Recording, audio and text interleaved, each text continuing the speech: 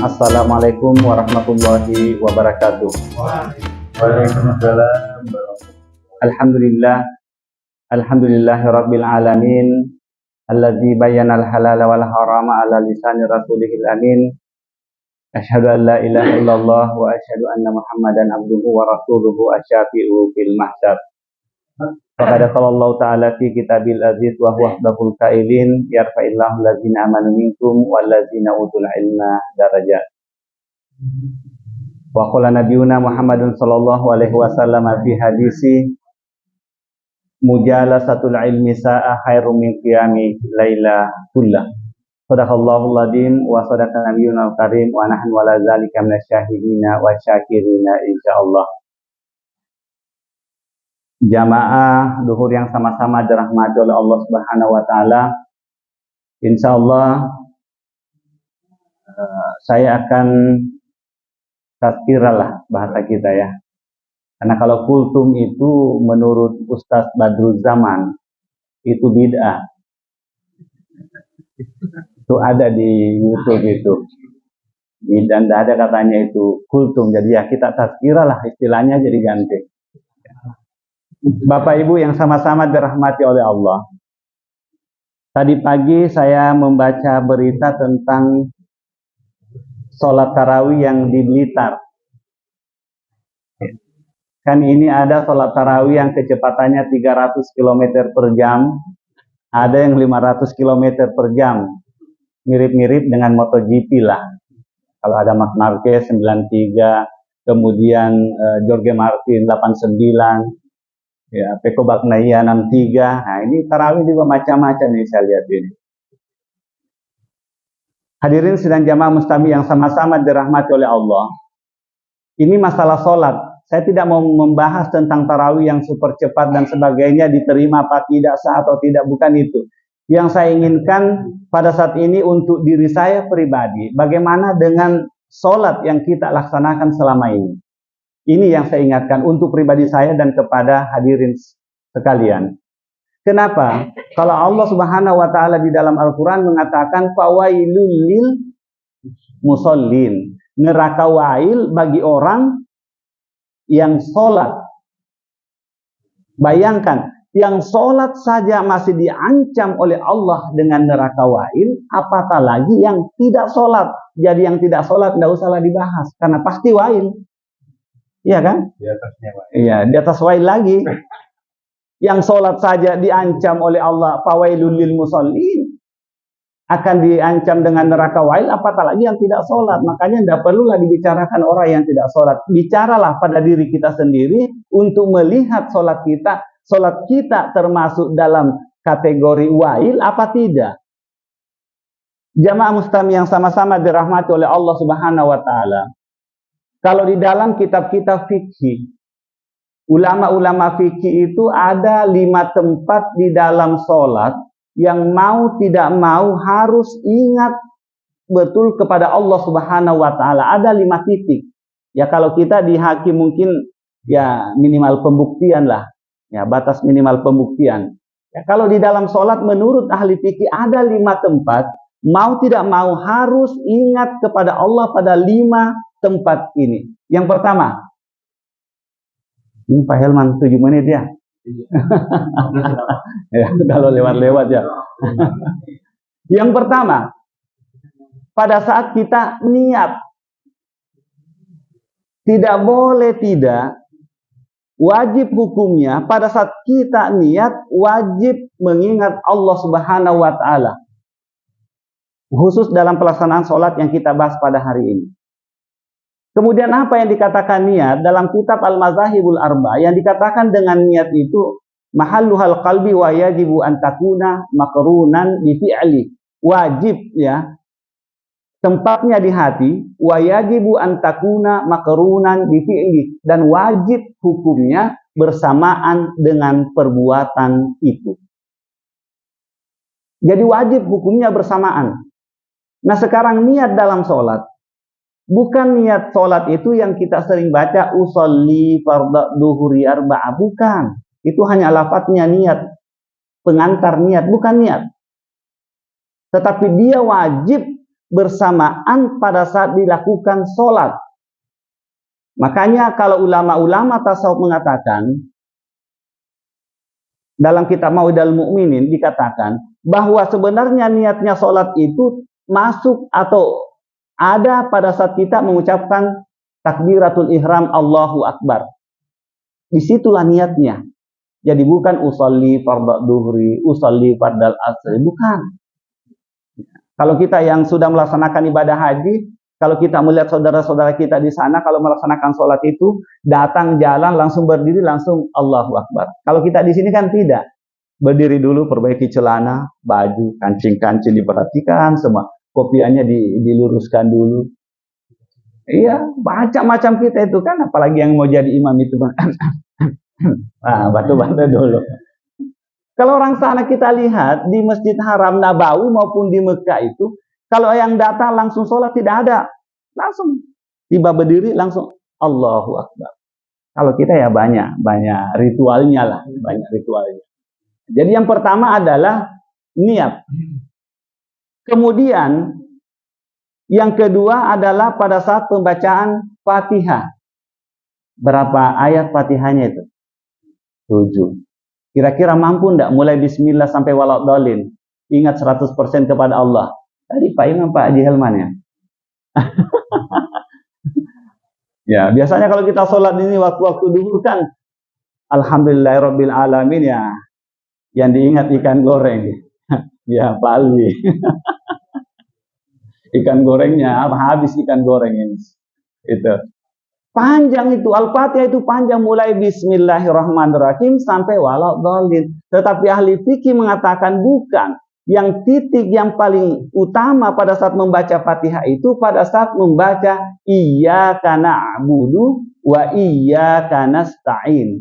Hanya kepadamu kami menyembah dan hanya kepadamu kami minta pertolongan. Makanya rahasia Allah di sini kenapa mempergunakan kaf, ya, dhamir kaf mukhatabah yang langsung bercakap hanya kepadamu, tidak mengatakan ya Allah hanya kepada Allah, tidak, tetapi kepadamu kami menyembah dan kepadamu kami minta pertolongan. Artinya apa? Pada saat kita sholat duhur membaca iyyaka hanya kepadamu kami menyembah, yang diingat ikan goreng, yang disembah apa? Ikan goreng. Itu rahasia loh dalam ilmu tafsir. Iyyaka langsung mempergunakan dhamir kata ganti. Hanya kepadamu. Karena kembali apa yang kita ingat pada saat itu. Apapun yang kita ingat pada saat membaca iyyaka na'budu, maka itulah yang kita sembah. Sedikit. Ingat kunci hilah. Nah, kunci hilah ya kunci yang disembah. Ya. Kemudian pembacaan iyyaka sedikit mengingatkan, ya mengingatkan, hanya mengingatkan saja karena saya yakin teman-teman lebih paham lah. Sini ada Tuan Guru Sanusi ini juga, ya. Lebih paham lah. Ya. Hanya mengingatkan, pelafalan iyyaka itu harus mempergunakan tasdid. Iyyaka. Tidak boleh tidak ada tasdid iyyaka. Kenapa? Karena kalau iyyaka itu mentari pagi. Kalau tanpa tasdid iyyaka na'budu wa iyyaka nasta'in, artinya hanya sinar matahari pagi yang kami sembah dan sinar matahari pagi kami minta pertolongan. Konghucu. Ya. Itu Konghucu itu agamanya Konghucu yang sembah matahari. Hanya tolong diperhatikan, mengingatkan pada diri saya iyyaka na'budu wa iyyaka nasta'in. Kapan tidak bertasdid lain maknanya. Itu yang kedua. Kemudian yang ketiga ialah pada saat kita membaca tahiyat. Yang dimaksud di sini tahiyat akhir. Karena tahiyat pertama itu pada sholat duhur tadi itu sunnah. Kapan kita tidak tahiyat pertama tadi itu tidak jadi masalah. Sholat kita tetap sah. Itu posisinya tahiyat sunnah. Yang tahiyat wajib itu yang akhir. Yang sholat duhur kita rakaat keempat tadi, kita tahiyat itulah yang wajib. Nah, di sini ada dua tempat, yaitu pada saat kita membaca syahadat dan pada saat kita membaca salawat kepada Rasulullah Shallallahu Alaihi Wasallam. asyhadu an la ilaha illallah wa asyhadu anna Muhammadar Rasulullah. Itu tempat yang ketiga. Kemudian yang keempat, pada saat kita membaca salawat, Allahumma sholli ala Muhammad apa Sayyidina Muhammad? Ya. Yang benar yang tepat yang mana? Ya. Kalau berdasarkan dengan hadis-hadis yang dicontohkan Rasulullah SAW, tidak ada Sayyidina Muhammad dalam sholat. Itu berdasarkan dalil-dalil. Tetapi kalau pendapat ulama, boleh silahkan mempergunakan Allahumma sholli ala Sayyidina Muhammad di dalam sholat loh, bukan di luar. Kalau di luar ya kita mengagungkan Rasulullah SAW. Di dalam tahiyat mau mempergunakan Allahumma sholli ala Muhammad silahkan, Allahumma sholli ala Sayyidina Muhammad silahkan. Kalau Ustaz Adi Hidayat tidak mempergunakan Sayyidina. Kenapa? Karena ada hadis, walaupun itu hadis yang lemah, mengatakan la tu sayyidni fis sholati, jangan kau panggil saya sayyid di dalam sholatmu. Karena sayyid itu artinya ya bos, tuan, yang agung. Ya, sementara sholat adalah bercakapan langsung dengan Allah. Itu menurut pendapat Al-Hidayat. Tapi kalau Ustaz Abdul Somad, selama itu memberikan pengagungan kepada Rasulullah, kenapa tidak? Jadi monggo silakan, mau pakai Sayyidina, tidak mau pakai silakan. Ya. Itu yang keempat. Kemudian yang terakhir, dalam sholat yang mau tidak mau harus kita ingat kepada Allah, ialah pada saat membaca salam.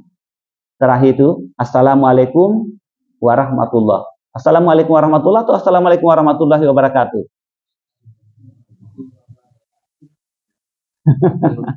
Kalau sholat itu tidak ada wabarakatuhnya ya. Tidak ada. Sampai Assalamualaikum warahmatullahi, Assalamualaikum warahmatullahi. Timbul pertanyaan, kenapa tidak ada wabarakatuhnya? Yang pertama, itu lewat lagi 7 menit nanti. Kemudian yang kedua muncul pertanyaan, kenapa mesti salam? Kenapa bukan Alhamdulillah? Kan selesai. Kita habis makan, kita habis berpuasa, Alhamdulillah. Alhamdulillah. Ini kita sudah melaksanakan sholat, tapi kok kayak mau baru memulai Assalamualaikum, Assalamualaikum, bukan Alhamdulillah, Alhamdulillah. Kalau kita membaca dalam kitab-kitab membahas ini, dalam kitab-kitab tasawuf ini, satu, kenapa Assalamualaikum di ujungnya? Ini membuktikan bahwa kalau kita benar-benar orang yang melaksanakan sholat, yang betul-betul mendapatkan nilainya sholat, maka dengan ucapan kita Assalamualaikum, keselamatan buat kalian semua, tidak akan pernah kita menyakiti hati orang-orang yang ada di sebelah kanan kita. Assalamualaikum warahmatullahi, tidak akan pernah kita menyakiti makhluk-makhluk Allah, sesama kita, tetangga, sesama bersaudara dan sebagainya yang ada di sebelah kiri kita. Kenapa? Karena saya adalah orang yang sholat. Makanya tidak akan pernah menyakiti. Kenapa? Assalamualaikum warahmatullahi, keselamatan buat kalian semua. Kenapa hikmahnya diakhirkan dengan Assalamualaikum warahmatullahi? Intinya, siapapun yang melaksanakan sholat, insya Allah berusaha semaksimal mungkin tidak menyakiti hati sesama manusia. Kemudian, kenapa tidak ada wabarakatuhnya? Beda kalau kita salam biasa, Assalamualaikum warahmatullahi wabarakatuh. Bahkan disambung lagi warahmatullahi wabarakatuh waridwanu, panjang. Kenapa? Karena salam adalah doa. Itu di luar sholat. Tetapi pada saat kita sholat, ucapan salam itu bukan sama dengan di luar sholat. Kenapa diakhiri dengan salam? Kenapa diakhiri dengan salam? Ini menunjukkan bahwa kita baru saja keluar dari tempat yang bukan di dunia ini. Itulah yang di dalam Al-Hallaj, ahli tasawuf itu Al-Hallaj, yang disebut dengan wihdatul